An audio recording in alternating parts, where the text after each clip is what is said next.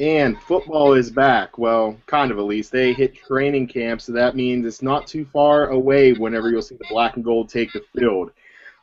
Good afternoon. Welcome back to another edition of the Pittsburgh Sporting News Podcast. I'm Michael Waterloo. I'm joined by Mr. Black and White in the middle there, Mr. John Penline, who's having fun with all the functions that Google Hangout offers. You missed his little right before we went on air as he's fooling around with the black and white. John, welcome to the show.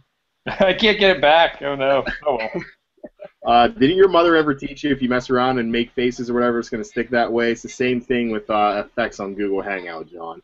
And we're also joined by Mr. Alex Kazora, who got his start here at Pittsburgh Sporting News. Now he's with Steeler Depot, and I'm waiting for him to be verified because he's turned into a little superstar over the past 24 hours. Alex, how's it going? Well, superstar is a little too strong there. I'm watching a couple guys without pads run around on a field, so easy there on the autographs and the superstar talk. Maybe I'll call you elite instead. It seems like everybody wants to pull that out. That's my hot take for the day. So, When we get started. all right, we're going to have a show filled with Steelers talk for about 45 minutes. Then John and I are going to get into some Pirates talk as they lost two straight games 8-1 to the Colorado Rockies. If you only scored 2 runs in 18 innings in Colorado, you have a problem. But first, let's get into our player of the week. Wasn't much to choose from this week, so we're going to go with Mr. Ike Davis, who for the most part hasn't been great in his Pittsburgh stint. But in 5 games this week, he does have 5 hits, 2 home runs, 4 RBIs, and he's hitting .455, .417, and a slugging percentage of 1,000. So congrats to Ike Davis. That's probably the last time you're ever going to get that award, but take advantage of it while you can. So let's get into this Steeler talk. I know last week John and I, who's still stuck in black and white, ended the show by saying we think the Steelers are probably going to go around 8-8 again. That's what I predicted last year. I want to see a little bit more before I give my actual prediction. But Alex was at training camp yesterday. He gave great updates all day for Steelers Depot. Very in-depth stuff for just watching guys run around without pads on. So let's get into it there. Alex, I saw you have a Twitter exchange, I believe it was with Mr. Chris Rossetti, the sports information director at Clarion University, talking about Landry Jones and the quarterbacks. So you said you wouldn't be surprised if Landry Jones doesn't show you anything if the Steelers just cut him. I believe he was a 4th-round pick last year of the Steelers, if I'm correct. So with let's talk about the quarterbacks a little bit. You have Ben Roethlisberger, who we found out isn't going to get an extension until after the season. Mr. Bruce Gradkowski, the local hero, the Josh Harrison of the Pittsburgh Steelers, I like to call him. And then Landry Jones. How's that situation playing out with all 3 of them so far, Alex?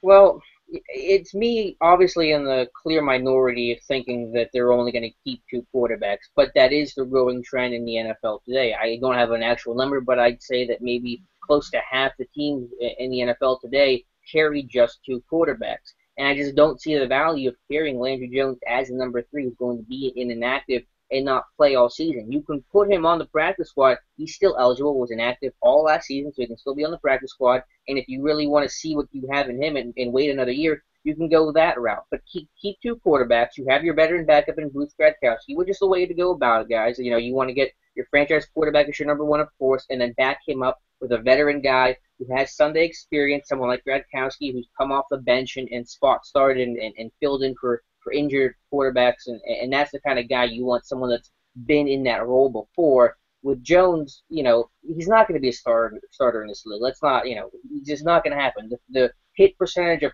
mid-round quarterbacks are extremely low, you know, 4th round and on. So you want to maximize your 53, be able to carry an extra running back or a linebacker or a wide receiver, someone that could potentially play and pick up some snaps, and not someone like Jones that really becomes dead weight. Look at Ryan Nass about it in New York. There's potential that he could get cut because he's struggling and was a 4th-round pick, and the Giants want to carry 2 quarterbacks. So that's the growing trend. Will it happen? I can't say for sure. If I was in charge, some catastrophe where I got put in charge, then I would only carry 2 quarterbacks and then put Jones on the practice squad. It just makes sense to me. Well, if the Steelers put Jones on the practice squad, maybe I'm way off on here and I have this wrong. Doesn't he have to be able to clear waivers or whatever to get there? Can't teams just claim him if they want?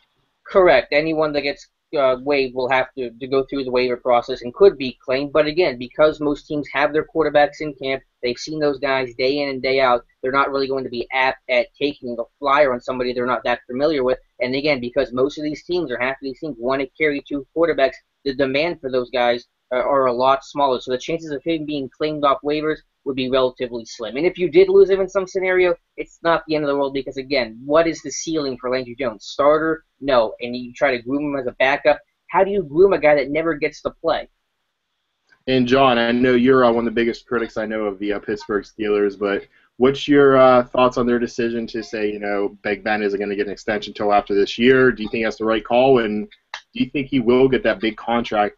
And does he deserve it at his age after this season? I just gave you a fully loaded question there, so go ahead. Well, I think it depends on whether or not they win. I mean, if they don't win enough games, I mean, what's to say that he's going to come back? I mean, I'm sure he wants to come back as he's talked about it, but I did read yesterday Allen Robinson was saying that Ben told him that he is taking a pay cut this year by playing out the salary that he signed, or for the contract that he signed 7 years ago, and a lot of people went, like, what does that mean? And he says that he would like to stay in Pittsburgh, but at the same time, he's not going to talk about an extension or even think about it till next year. I mean, it's a very diplomatic thing to say, but there are some meanings that are kind of hidden in there. And honestly, I mean, he knows what he can get on the open market. He's not Peyton Manning, he's not Tom Brady, but he's a good quarterback, and there's probably a team out there that would be willing to pay him a lot of money that badly needs a quarterback in order to win. And if this team loses 8, 9, 10 games again, I should say 8 games again, but if they lose 8, 9, 10 games this year, I could see him wanting out. But I'm not really there. I mean, I don't talk to Ben, so I don't know 100% what he's thinking. But it just seems to me like you're going to need to get somebody to play quarterback within the next couple of years, and if they're not winning this year, it might be sooner rather than later. Alex, have anything to add to that? It's not going to happen. Ben's going to stay in Pittsburgh. They don't want to get the extension done this year. They want to try to lock up guys like Cortez Allen, potentially Marcus Gilbert. You can wait on Ben. For me, it's just a question of when, not a matter of if. Regardless of the team's success, I think everyone anticipates Ben to have another strong year. He's your franchise guy. And you just look around the league at teams that don't have a franchise quarterback, and the vast majority of them are struggling just to even be remotely competitive. So the Steelers know the value. He's still the cap hit on Ben this year is still $18 million, I believe, and he's still getting good money. So I'm not putting him in the poorhouse at all with the money he's getting this year. The deal's going to get done next offseason. That's not a concern for me. The only concern I would have is that if someone like Cam Newton gets a deal done, is that going to raise Ben's price? Every quarterback wants to get paid more than the last guy. So in one respect, I would have wished that it would have gotten done now to kind of avoid that, to kind of stop having to climb somebody else. But the deal is going to get done. So I carry personally no concern about Ben's future in Pittsburgh. He'll be here. And let's switch gears over to another big part of the offense, and that is the Steelers' running game. Throughout the years, they've always been this ground and pound. Everybody wants to still keep that in mind. Last year, they drafted Le'Veon Bell, second-round pick out of Michigan State. I'm not a big Le'Veon Bell fan. Like a lot of people, I hate comparing fantasy to real sports, but if Le'Veon Bell came up to me in the second round of fantasy, I pass on him every single time. To me, he reminds me of a steep decline like Trent Richardson had last year with the Colts. He averaged 3.5 yards per carry. He didn't really show me anything. He kind of seemed touchdown dependent or touch dependent on the little swing passes from Ben. But you have Bell, you have LeGarrette Blount, you have Dre Archer, who I believe Alex said worked primarily with the running backs yesterday. And then, how do you guys see that playing out? I'll go with you first, John. Do you see Blount stealing mainly the goal line carries? Do you think I'm totally wrong about Le'Veon Bell? He can be that workhorse running back, and Dre Archer kind of play like a Darren Sproles dynamic out of the slot screen game type guy. Yeah, I mean, I guess they could use LeGarrette Blount like on short yardage, but Le'Veon Bell's a big person. I mean, he's a big running back. So I mean, I think when they took him, they saw a guy who could pretty much do everything. Maybe not at an elite level, but I still think he's going to be a dependable running back. And I like the Dre Archer pick. I just hope they're able to use him, especially on that field once it gets muddy. But yeah, I mean, I kind of like their running backs right now, which is interesting because I really don't like anything. And I think that we'll see. It's so tough. I mean, preseason, it's not even preseason yet. We're trying to predict like how things are going to fall. And with the Steelers, it's impossible, especially over the last 5 or 6 years. You just don't know how these guys are going to develop because what we've seen over the last 5 or 6 years, for the most part, is that the guys that they've drafted haven't really panned out for the most part. And even the guys that kind of have played well, I mean, guys like Marquise Pouncey, they haven't been able to stay healthy. So it's really a crapshoot to me. I mean, I can't really say, well, Le'Veon Bell, he played about as well as he probably could have as a rookie who, didn't really have much of an offensive line giving him a lot of, help up front. But, at the same time, I mean, he didn't really blow the doors off of anybody either. Like, I see on ESPN, they have Le'Veon Bell, like, going in the second or third round in fantasy football. And I know it's only fantasy football, but, if you've ever played, I mean, second, third round is pretty good. And I just don't know if I see that right now. I think that's, I think that's really asking a lot, and you're really expecting him to do or to produce more than what most rookies or second-year players have been able to produce with the Steelers over the last couple of years. Alex, what do you see from Bell, especially because I'm a big believer in the sophomore slump for running back, that they always decline somewhat. They always do better their rookie year, and he has a lot to prove because they did take him above Monte Ball and Eddie Lacy, who Ball has great expectations this year because running backs in Peyton Manning's system are always outstanding. And then Eddie Lacy had a great rookie campaign. So what's your thoughts on the running back situation there in Pittsburgh? Well, with Bell, I know that you're kind of sour on Bell, and I really don't agree. I'm more inclined to agree with John. You don't want to use offensive line as the sole excuse, but clearly there was an issue with that. Bell missed 3 games with the Liz Frank surgery. That was another big contributing factor as well. The number if you want to talk about yards per carry, the number I turn towards is whenever the team started to play better down the stretch. And for the last 5 weeks for Le'Veon Bell, he averaged over 4 yards per carry, and he found the end zone 4 times. So you kind of saw as a team came together, he really kind of found his groove as well. And I think I use that number as more indicative of the talent Bell is than 3.5 yards per carry on the season. But against what defenses did they do that against? Doesn't that have to come into play too? How good against the run they were? Here's the thing with the Steelers, and I did this study, and I don't remember all the numbers off the top of my head. This offensive line, this team cannot run against 4-3 fronts. Against 3-4 defenses, it runs significantly better, about 1.2 yards per carry better against 3-4 defenses than 4-3 defenses. And I think a big issue with that is when they don't face it because of the base defense. This is a 3-4, so you're practicing against a 3-4 all the time. That's why I'm excited about Buffalo coming in, a 4-3 defense that you can actually scrimmage against. And just a big issue with the Steelers line getting to the second level and getting to those linebackers against 4-3 teams that they can't do, and these linebackers running free. So a big part of the team's running game is dependent on being able to run successfully against 4-3 teams, where they're going to face 7 of them in 2014. But I don't like to look at I like to focus on Bell himself rather than just for the competition. I want to focus on Bell himself. I see a well-rounded back, and I agree with John. I don't think he might not be elite in any category, but extremely well-rounded. A 3-down back, caught 45 passes last year in 13 games. The Steelers' record in their history for a running back in catches is 51. He's going to set the Steelers' reception record for a running back in 2014.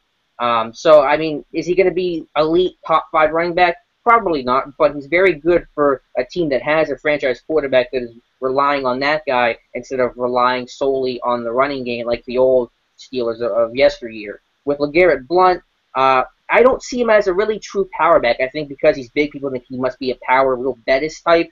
He's got quick feet like Bettis, and he's a downhill runner, but he's not really that, I'll run you over and drag you along and pick up, 5-10 more yards.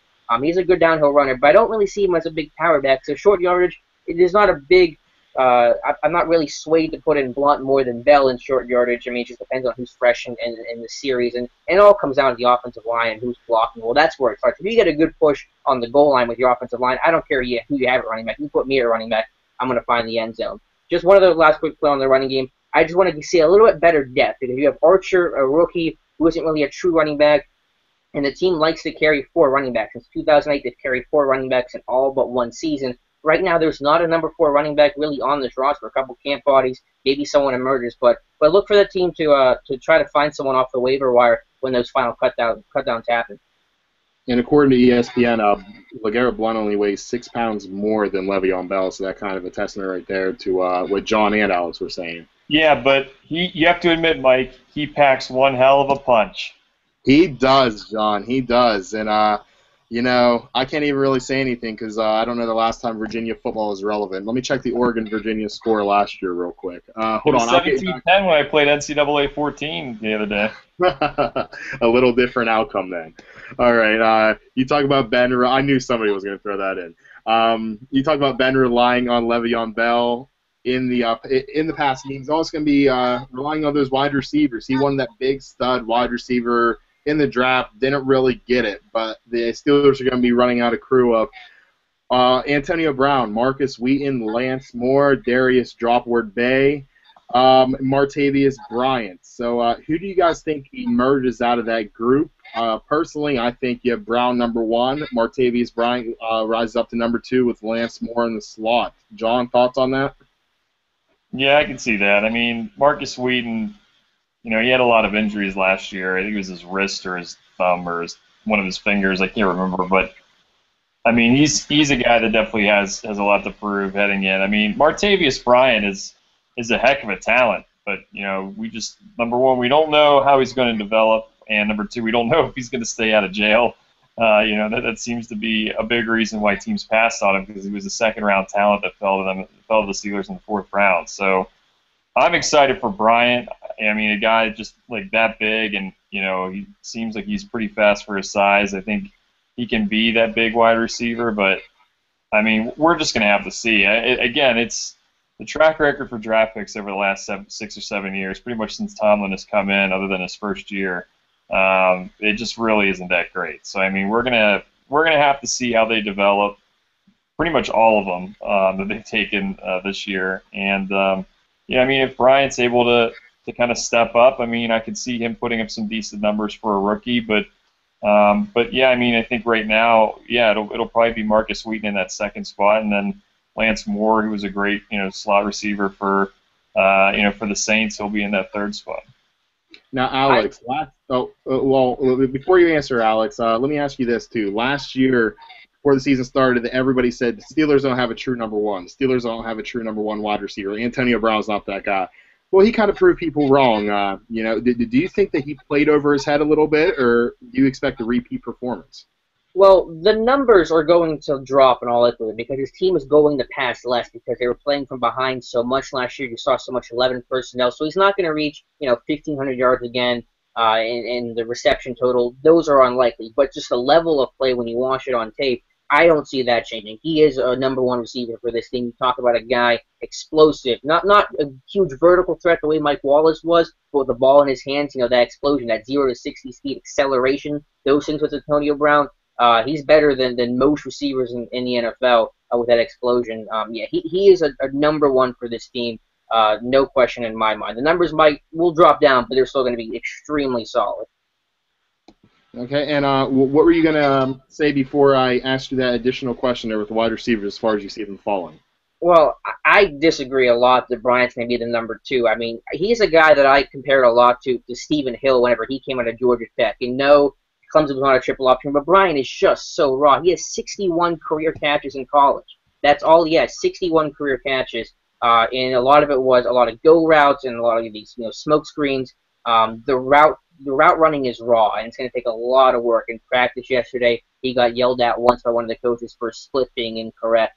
Wheaton's going to be the number 2, and of course he's an unknown because of the injury with a pinky that he suffered. He broke that finger last year that really stunted his growth, and he's kind of been fighting uphill battle since he came out of college. Couldn't practice in the spring because of graduation rules, then got hurt, couldn't practice during the year. But he found time on special teams last year, got some snaps on offense, played over 40 snaps against Detroit.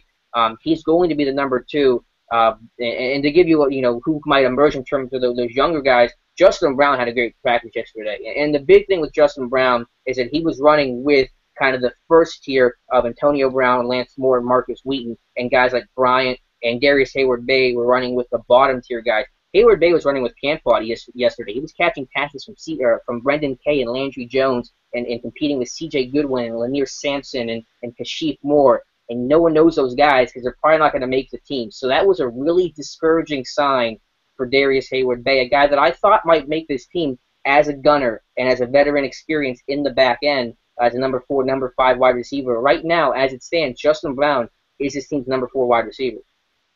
Wow. At least I hope Darius Hayward-Bay caught some of those balls from Landry Jones, because we know that's been his. If not, he can always go hang out with Ike Taylor, and they can just both play cornerback because they can't catch anything. Before we get into the defense a little bit here, let's talk about a quote that Todd Haley told Dejan Kovacevic of DK on Pittsburgh Sports. I still can't believe I'm saying that, .com. He said that this is the offense he's been most excited about ever in his career. Now, I know coach talk is all over the place at this time. It controls the offseason, the best shape of my life. Every single team is going to win the Super Bowl at this point in the league. But can you see this offense being much more potent than it was last year? And do you think Todd Haley's on to something and that Pittsburgh might finally get off his back this year, John? He said the best offensive team that he's ever coached. This is the offense he's most excited about. So he wasn't excited about Kurt Warner, Larry Fitzgerald, Steve Breston, and Anquan Bolden? One of the greatest offenses in the history of the league, at least in the playoffs. I agree. It's right up there with best shape of my life and this, that, and the other. I mean, I don't know. We'll see. It's all about the offensive line. I mean, it's really always been about that. I mean, if Ben has time to throw, he's going to find people. If the line can open up some room, they're going to be able to run the ball. And when they're able to run the ball, that makes Ben even better because then he can work off play action, which is, the type of quarterback I've always pegged him as. I mean, the better the running game is, the better he plays. So, again, it's about it's about health. I mean, Marquise Pouncey got hurt in the first play of the of the season, and but the O-line kind of came together about halfway through because a lot of those guys were able to stay healthy for the most part, and they were able to gel. And I think that, if they're able to get, some guys to play at least 12 to 13 games this year together, I think that, I think they're going to have a really good offense. It's probably going to be one of the better offenses that they've had under Tomlin. And the direct quote is, "This is the most excited I've been about any offense I've had." So that's the direct quote told to DK there. Alex, do you think he's on to something there? I mean, you guys are right. I mean, it's a lot of coach speak. What's Haley going to say?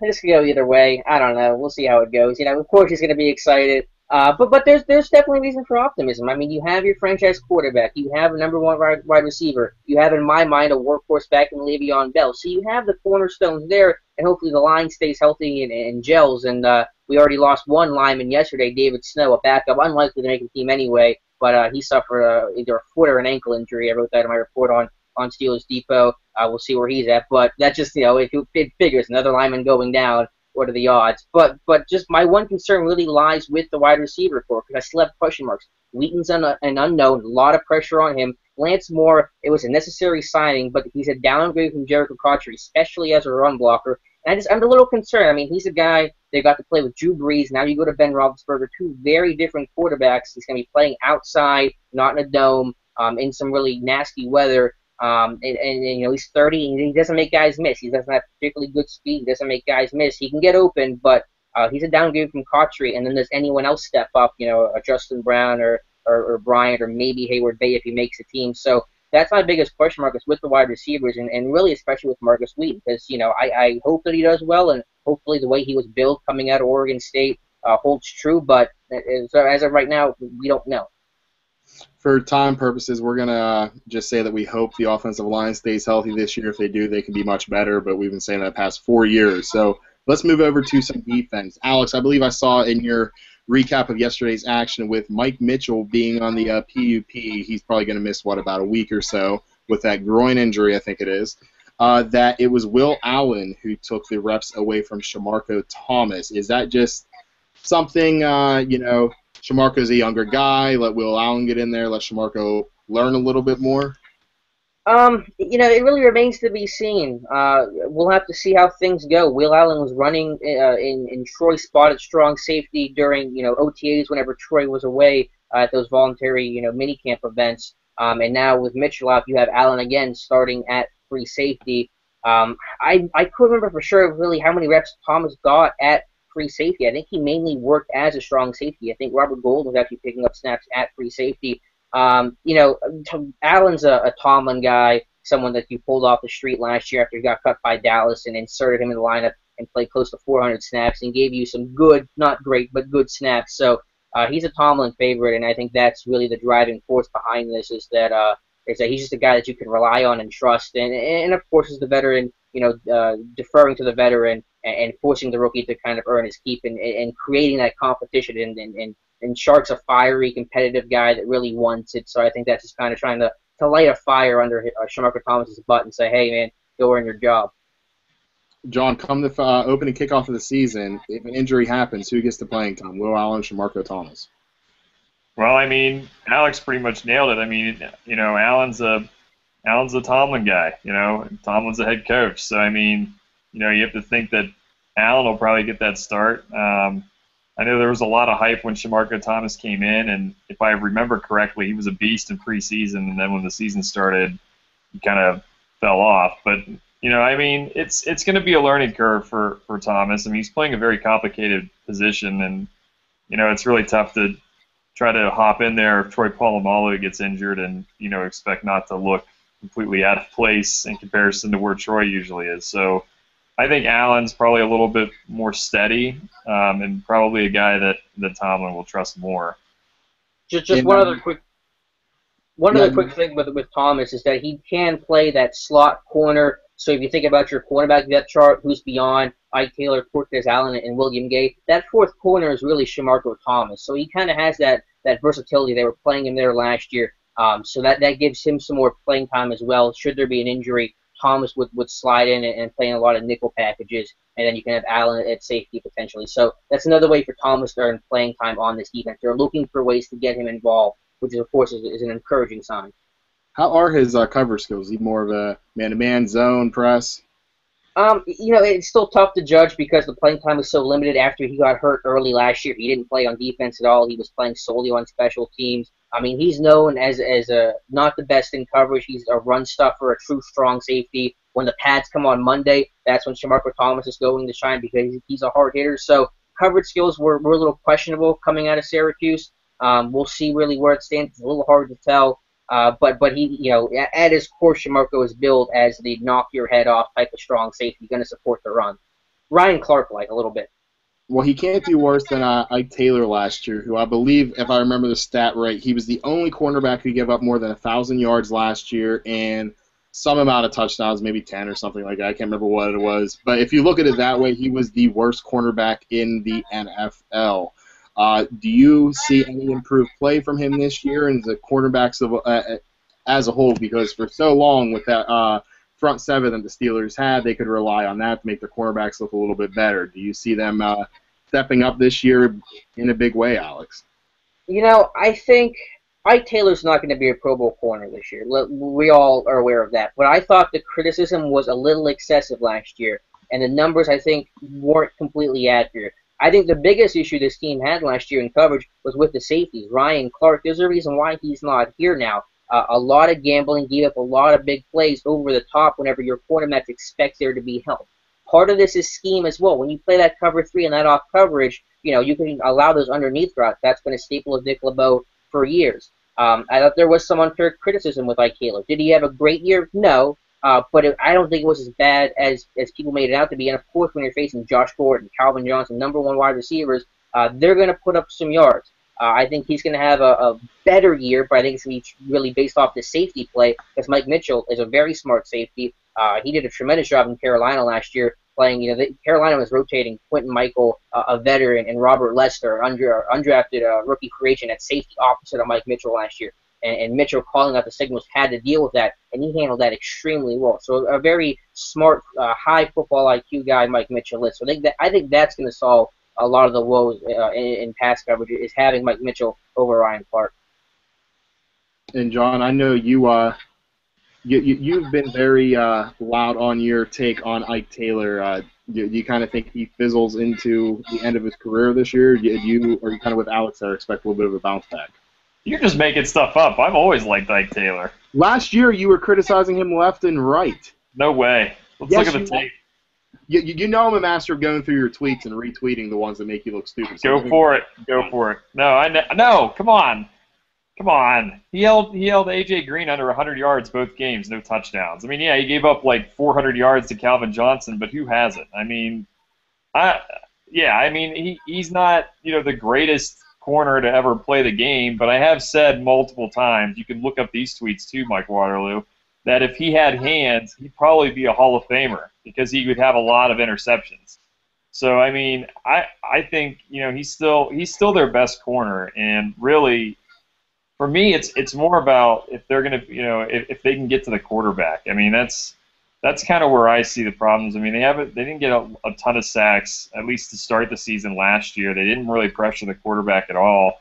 And when you give the quarterback that much time, especially with the defense that the Steelers throw out there, yeah, I mean, you're going to get picked apart. So I do agree about Ryan Clark. I was a big fan of Ryan Clark, not off the field because I thought he was annoying, but on the field I thought he was a great, player. But, the past season he was awful. I think it was the year before he had like the best season of his career, and then he just got way too aggressive, and there were a lot of times where you'd see a deep pass, you'd see 25 about 10 yards behind the ball trying to catch up, and I think Mike Mitchell will probably stabilize that position a little bit more, and I still have high hopes for Cortez Allen. I still think that he's going to be able to have a big year, and I guess you can call it a bounce back year for Ike Taylor, but I mean, what you see is what you get. I think he's going to play about as well as you can against the elite wide receivers, and if the Steelers can get to the quarterback, if they can pressure him, I think those numbers against Ike are going to come down. I think the numbers against the whole defense should go down, right, Alex? Because if you look at at least on paper, the quarterbacks that they face, who really scares you? Maybe Cam Newton, Andrew Luck, Drew Brees, Matt Ryan, maybe, and that's about it. It looks like they're a pretty soft schedule as far as opposing quarterbacks go. Yeah, I mean, I don't get into that stuff too much because so much can change throughout a year. But yeah, I mean, from that end, it does look promising. I mean, it certainly can't hurt. And another big storyline to watch this year is the growth of Jarvis Jones, how he goes from a rookie to a sophomore. Not too many people. At least when I say not too many people, the Twitter people weren't too pleased with Jarvis Jones' play last year, but like John, they aren't pleased with anything. So how do you see him growing into a Steelers linebacker his second year in the league? And to kind of save time, combine them, Ryan Shazier, what kind of year do you expect him to have for his rookie year? Kind of similar to Jarvis Jones, or you see him stepping out a little bit more? John, you want to take this one, or? Yeah, well, I mean, I wasn't impressed at all with Jarvis Jones. I mean, it's one thing if the numbers don't hold up, but when you actually watched him play, I mean, he just, the ball was snapped and there was just no burst of speed at all. I mean, he was just gobbled up by every tackle that faced him, it seemed, and he really didn't provide anything whatsoever. So, it can only go up from here. As far as Ryan Shazier goes, I think the last time when we had the draft, where we had all this talk, during the draft and stuff, I think it was either Alex or was it Chris who was on there with us? Somebody. They said that Shazier was pretty raw, and so I mean, to me, it seems like he's as far as talent goes, he's a guy that could start, but I mean, obviously he's a rookie. There's a lot for him to learn, especially at middle linebacker. I'm assuming that's where he's going to play, and I mean, he's going to have a lot under him that he's going to have to learn. So, I mean, I think you're going to see him in certain packages. I'm sure you'll see him like in nickel and and you might see him sub out for I guess Vince Williams, but I wouldn't expect too much out of him so far, just because of the fact that he is a rookie. Well, I mean, I'm excited for Shazier. I mean, I don't think I was on the call him raw, though he is a true junior. So, you know, there is still a maturation process with him. But, I mean, he's going to be hopefully close to a 3-down linebacker. He could get pulled off in some package football. The team's still going to run some dime. But in nickel situations, ideally, he stays on the field. So I'm excited with Ryan Shazier, though, but, you know, we got to watch him a little bit more before you really can say much anything with confidence. With Jarvis Jones on Depot, I just did a whole big breakdown of him, and I know he was a rookie and they got thrown into the fire, and that's unfair, and he has Butler and Joey Porter. He's got a really good supporting cast, but when you look at talent himself, and when you talk about what things you look for in a quality edge rusher, you want flexibility and bend in the hips, knees, and ankles, and Jarvis just does not have that. He's a guy that is extremely stiff. And you can work on that a little bit, but it only goes so far. It's one of those things where either you have it or you don't. A guy like James Harrison had it. Jarvis Jones, I just don't see it. So I'm extremely skeptical. I'm hopeful, but I just don't see the bend required to be able to dip around the edge and work your way back towards the pocket. And the numbers don't back it up either. If you look at outside linebackers taken in the first round since 2004, of ones that struggled in their first year, no one had more than 5.5 sacks in year 2. So basically, no one's made the jump from a bad rookie year to more than 5.5 sacks in year 2. So I really see Jones having only about 5 to 6 sacks this year, which is obviously well below the average a typical Steelers 3-4 backer would have. We got about 10 minutes left of Steelers talk, so let's go over to special teams. We know Sweetman is going to be the kicker, but punting, is it going to be Brad Wing, the former LSU standout? Alex, is that who you see taking the job there? You know, these two guys are really different, talking about Brad Wing and Adam Polish. Polish, the veteran, has a little more consistency. You know a little bit more about him. Wing, kind of a crazy guy. You're like the guy from The Replacements, the kicker whose name escapes me. Yeah, you guys know. Just the crazy guy that, you know, goes to the bar right after the game, something like that. But he's got a huge leg. We'll see if he can be consistent, have quality hang times. Danny Smith is an extremely vocal, in-your-face, high-energy kind of guy. The special teams coach, and I absolutely love him. I mean, he's louder than the airplanes at St. Vincent. Danny Smith is. Absolutely just love watching him in practice. So, you know, how Wing handles that. I have Wing on my 53-man roster right now, but I mean, heck, it could be like last year where they take 2 punters into camp and they bring somebody else in afterwards. So it's really up in the air. I never thought I'd get annoyed by a punter, but I can say Brad Wing is probably one of my least favorite players in all of the NFL. Cannot stand the guy. John, for the return game, it has to be Dre Archer, right? That's the only thing that can kind of defend them drafting him in the 3rd round. Well, first of all, the kicker's name was Nigel Gruff, and he's wiry. But, yeah, I mean, Dre Archer, yeah. I mean, he's, you know, the speed, hopefully it plays on the field. I mean, it sure did. We're, you know, in college. So, you know, and I think, actually, you know, LeGarrette Blount can probably return some kicks and stuff. He did that for New England last year as well. So, I guess I'm just excited to finally see somebody back there who actually has a chance to take it to the house. I think the only guy that they really had was Antonio Brown, and you can't have your number 1 wide receivers taking kicks because they'll get killed. So, yeah, I mean, I'm at the very least, I mean, we've talked about how Archer could be used as kind of like a 3rd down guy, or maybe even like a 5th wide receiver if you need, you know, some instant offense. But at the very least, he should be an excellent kick returner. So, I don't know. We'll see. Hopefully, they won't, you know, they won't be returning that many kicks this year as they did last year. But you know, if they do, maybe he'll be able to break a couple. Just one quick note with Archer, watching him practice yesterday. He was getting first crack at the return reps, so it appears that that's the goal, is to have him be the return man. All right, and round off our little coverage here, football, before Alex heads off to camp. We're gonna talk a little bit about who we think's gonna win each division. It's way too early, guys. We understand that. We just like to have fun here. Like John said, we're trying to predict something that, you know, they haven't even started yet. They're out there in shorts and t-shirt. But we're gonna revisit this again in about 3 weeks. But for right now, we're just gonna go division. Who do you guys have winning? You can rank the order if you want. We'll start in the AFC since that's where the Steelers are. Actually, we'll finish the AFC since that's what Steelers are. Make people wait for it. So we'll start the NFC East. We have the Philadelphia Eagles, the Cowboys. I'm just going to name in my order. I have the Eagles, Redskins, Giants, Cowboys. Alex? I just have the winners. Hopefully that's okay. That's I perfect. have the Eagles. I have the Eagles taking it again. I just love what Chip Kelly's doing. John? I have the Eagles, which winning that division really isn't hard, but I have the Eagles winning the division and the Redskins finishing in fifth. In fifth, okay. The NFC North there, I have it going the Bears, the Packers, the Lions, and the Vikings. John? I like the I like the Packers this year. I think it's going to be Bears and Packers down to the wire. I think Detroit's going to struggle again this year, but I think the Packers find a way to get it done. And Alex? This one's tough. I mean, you could even throw Detroit in there if Jim Caldwell is able to kind of get some discipline in this team because you know they have the weapons. I love the Eric Ebron drafting. I went with Chicago, too, just Mark Trestman, the offensive mind, Cutler, Jeffrey, Marshall, Matt Forte. I mean, does it get any better than that? No way. I absolutely agree with you. Can't agree more. Let's go to the NFC South.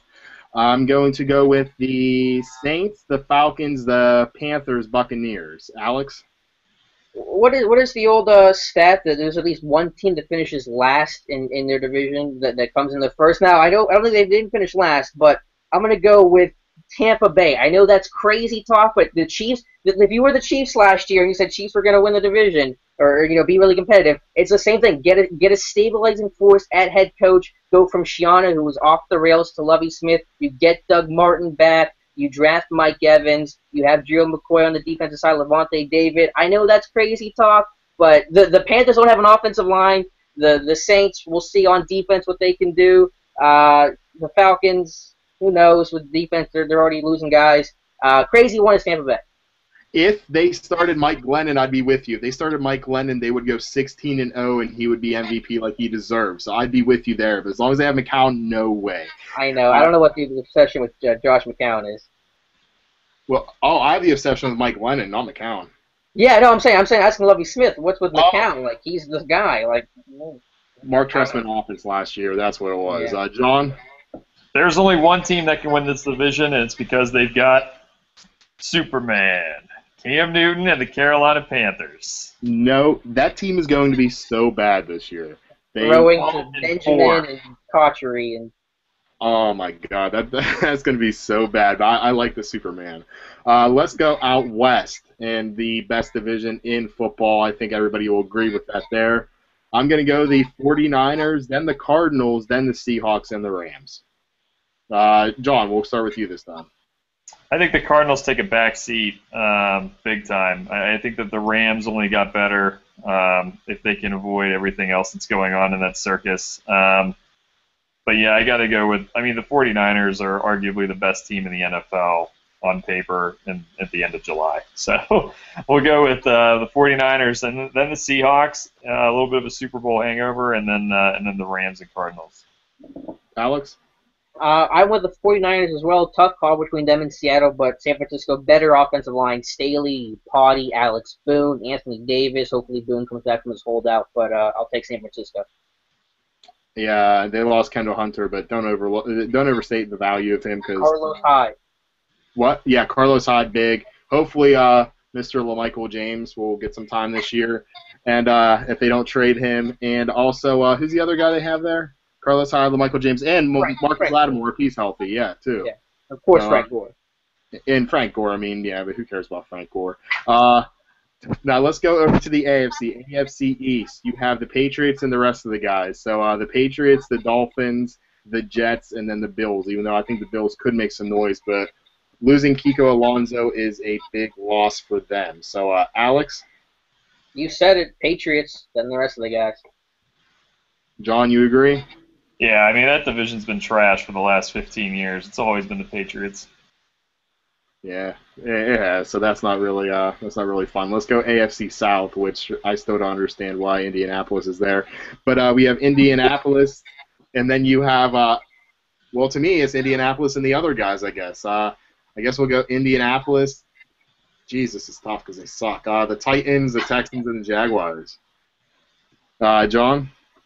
Well, I'm going to go with the Colts. I'm going to go with the Jaguars second because they're going to ride the Bort train to 7 wins this year, and that's going to be enough for them to take second place in that god-awful division. So, yeah, going with the Jaguars, and then here are the other teams, Tennessee and And the Texans. the Texans. Yeah, the Texans. I mean, yeah, I don't know. I mean, Texans should be exciting to watch on defense. At least they're with Clowney and Watt, but oh my God, they don't have a quarterback at all. Oh, Tommy Savage, Pittsburgh's best, and the Amish cannon, Ryan Fitzpatrick. Kazora? Colts as well. Love me some Andrew Luck, and getting Dwayne Allen back at tight end is going to be such an underrated addition for him. With your beard right there, you're actually kind of starting to look like Andrew Luck a little bit. Keep that up. I just can't play like him, unfortunately. Just play Madden. That's all you really need. Yeah. AFC West. Let's go out there with, I kind of want to say Broncos and the other guys, but they had three teams make the playoffs last year. So let's go the Broncos. I don't like these guys either at all.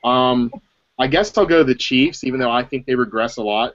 The Chargers absolutely suck. I'm sorry. I hate Phillip Rivers. I'll never trust him at all. Losing Wiz is a big loss to them. He's going to regress. Keenan Allen's going to regress. Ryan Matthews will get hurt again. Donald Brown, Danny Woodhead, who cares? And then we'll go with that other team out there, the Oakland Raiders, who, I'm still checking to see if they're still in the NFL. Alex? Well, they might move to LA by the time we end this podcast. Who knows? I'm going with the Broncos as well. Don't hate on the Chargers. I mean, getting Mike McCoy with Phillip Rivers, that's done wonders for him. I think that's an upgrade. Look at his numbers down the stretch last year. Look those up, then talk to me. He was red hot, and then he flamed out during the last part of the season. I'll get that. Go ahead, check that out. Text me later. We'll talk about it. I know you got to get going soon. So, John? I like the Broncos, obviously, and then the Chargers, and then the Sheps, and then the Raiders. All right, and the one that everybody cares about here, the AFC North, which I haven't even thought about how we're doing it. I'll go with the Bengals, even though I think they're going to be a little bit worse this year. Then the Ravens, then the Steelers, then the kind of improved Browns. John? Well, I better lock my doors here, but I have the Steelers finishing third behind the Ravens, or behind the Cleveland Browns and the Cincinnati Bengals. I think the Ravens are going to fall off big time. I think I just don't think they're that good. They put all their money into Joe Flacco, and you basically should be giving half that salary to Anquan Bolden. So I'm going to go Bengals, Browns, and then the Steelers, and then the Ravens. I love Kubiak there. I really do for the Ravens. I think that's big for them. Alex? This one's extremely fluid, and I don't love any team in this division. I'm going with the Steelers. Call me a homer, but I don't like quarterbacks I hate. I hate Andy Dalton. He should not be a franchise quarterback in his last year. And then the Ravens with the running game and some of the issues that they're having along the offensive line. Give me Ben, give me Antonio Brown, and then playing that 3-4 defense thing, getting back to their base defense is going to do wonders for this team. And the soft schedule is going to help them as well. So, yeah, I mean, it's up for grabs. Like you, Alex, I don't really like any team in this division that much. But, Alex, we thank you for joining us. Keep up the great work at camp. You're welcome back anytime. Thanks for having me, guys. All right, no problem at all.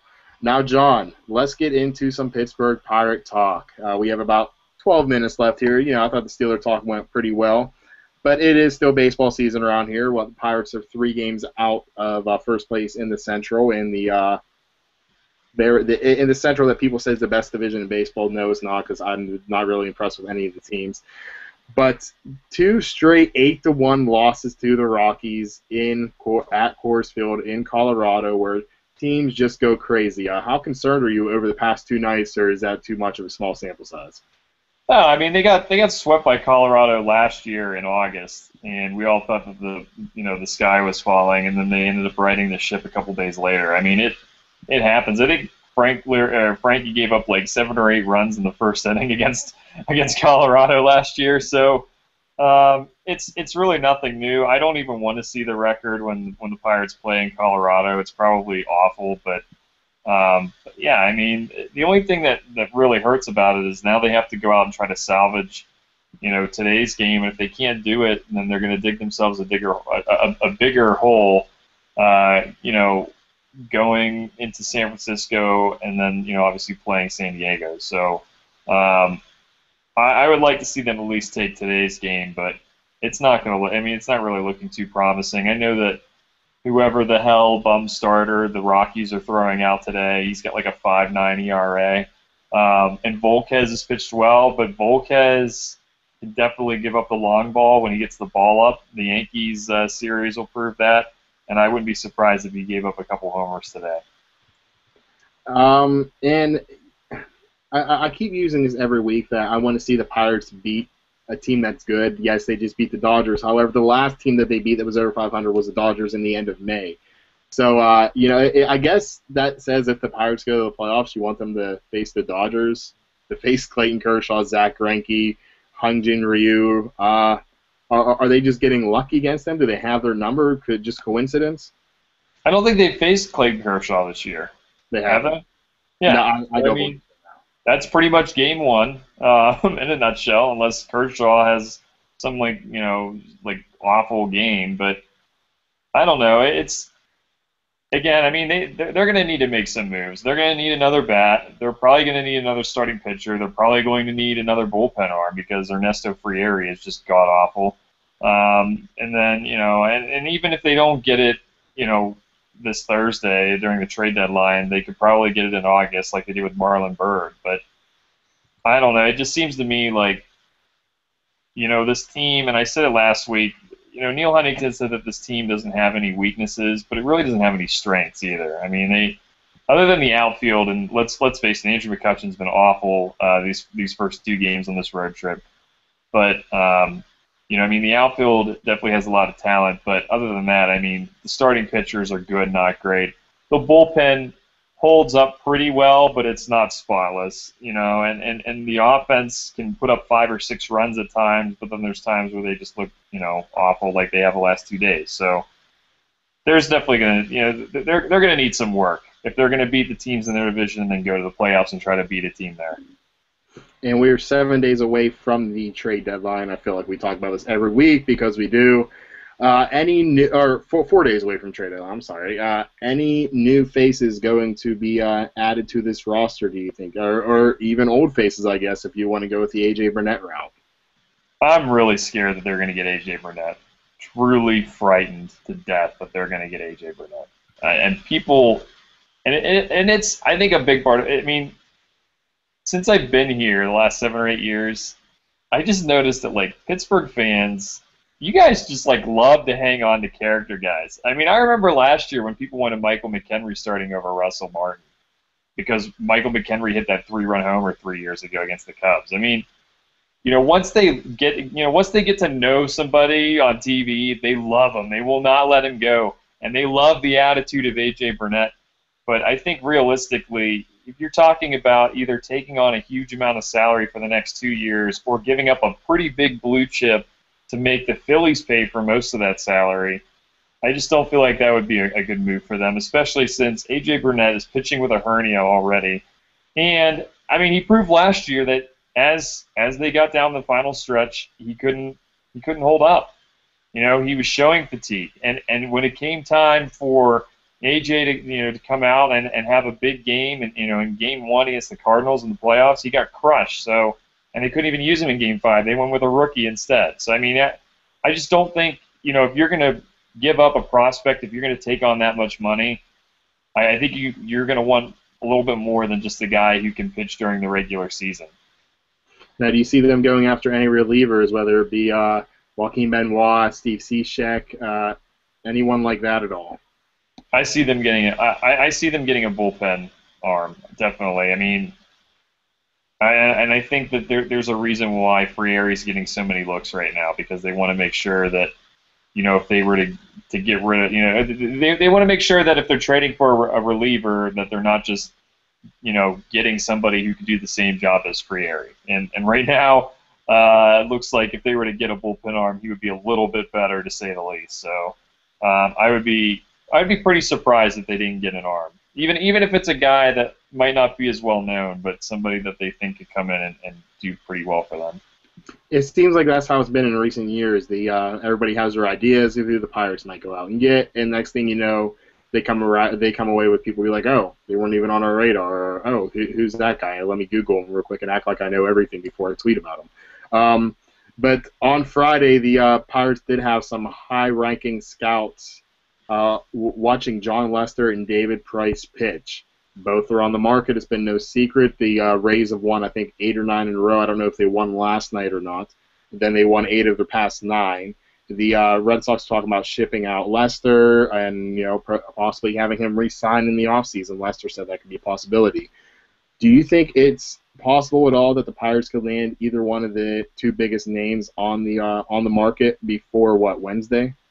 Now, if they're not getting David Price, like you said, the Rays are still in it because they've climbed themselves out of that horrible start, which helps you in your predictions. But John Lester, I just don't see that either. I just don't see the Pirates putting together a big-time package for one starting pitcher, especially a guy who, let's face it, he's going to be a rental. I mean, the Pirates aren't going to give him $100 million or $75 million to be a starter for the next 5 or 6 years. They're just not going to do that, especially when they have a lot of starters that are on the cusp of breaking into the majors, and some guys that could probably come up the next year and a half and probably produce just the same. So I just don't I think if the Pirates kind of saw that the bottom tier of their minor league system really wasn't producing anything, and McCutchen was coming up on like his second to last year before his contract's up. I could see them maybe saying, oh, this window's closing, we need to go for it right now. But I just think that they have so much talent right now in Double-A and Triple-A, as much as people don't want to hear that putting all that together and kind of wasting it on a 3-month rental would be idiotic, to say the least.